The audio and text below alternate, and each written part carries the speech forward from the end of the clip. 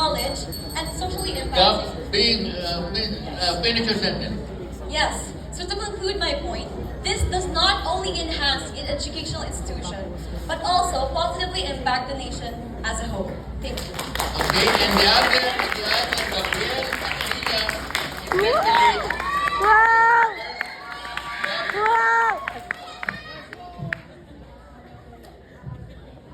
Go. Good day, everyone. Thank you, Ms. Gab.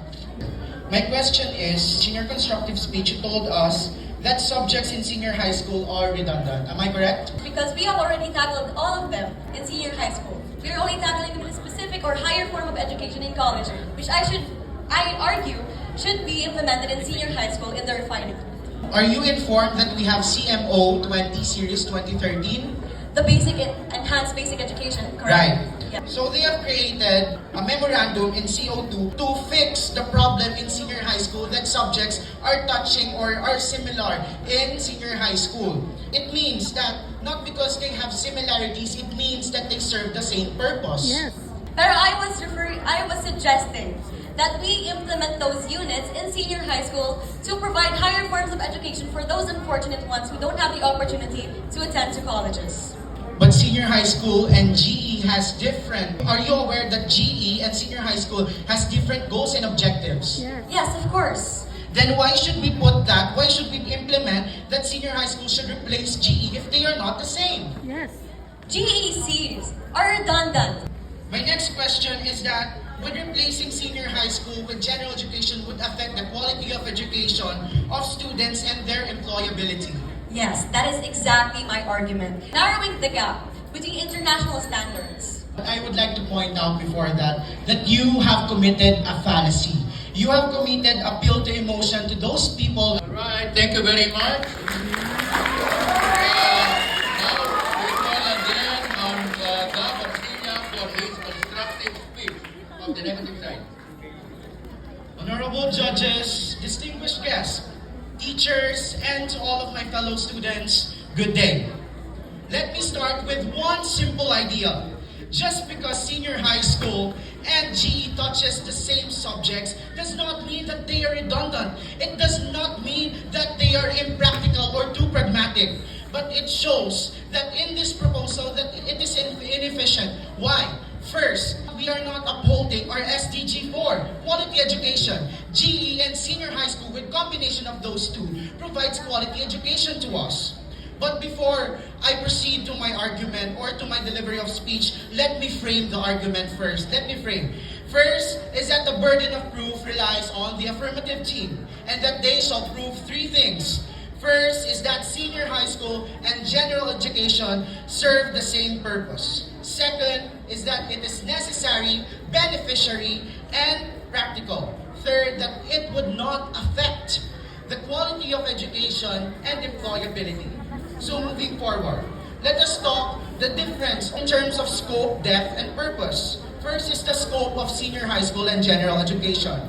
Based on Republic Act 10533 or the K-12 law, it teaches basic and fundamental skills. In CMO 20 Series 2013, it says that GE teaches higher level of college skills and prepares students to enter the workforce. So it means that it is not the same. Yeah. Second, the purpose. The purpose of senior high school is to meet the global standard, and that is why we have senior high school now. Second is that to prepare students before entering college and have uniform basic skills, while GE is preparing students to have economic role and to prepare them for the workforce.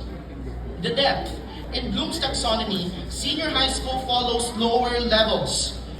First is remembering, second is understanding, third is application. While GE focuses on higher, like analyzing, evaluating, and creating. And we should fix the problem without removing general education.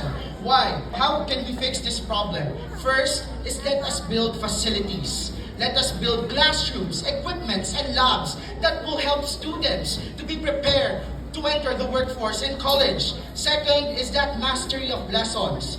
Third is improve the system that we have right now and not remove GE. That will be all. Thank you. Wow! Wow! Wow! Gab will now interpolate. Could you go back there? Gab. Go. So you mentioned that the SDG, or Sustainable Development Goals of the UN, number 4, invalidates our claim invalidates their 4th SDG, which is the quality of education. Yet you also stated that it does not affect the quality. Can you please clarify?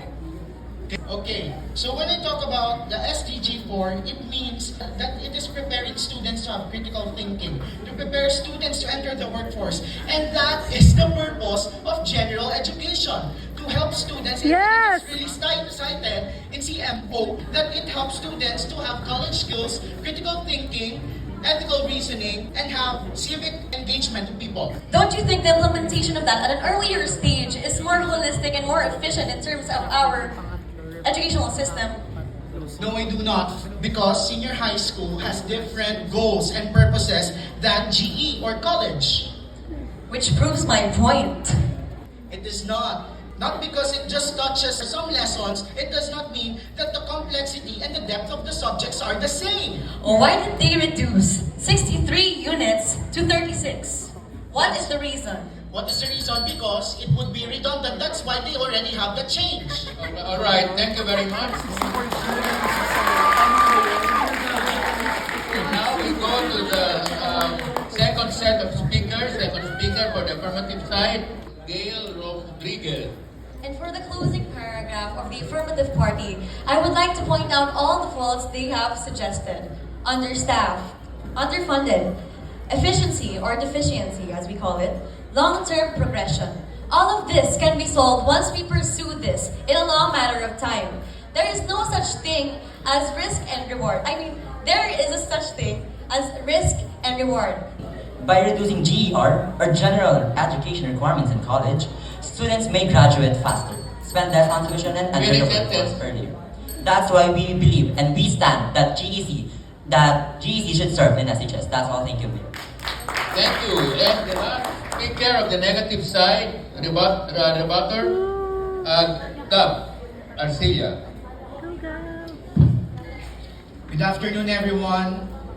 Like what I've said earlier, they should prove 3 things. First is that senior high school and GE serve the same purpose. Second is that it is necessary, beneficial, and practical. Third, that it would not affect the quality of education and employment of students. But they have not proven this. We see here that the problem is not GE itself. It is necessary. GE and senior high school should work together.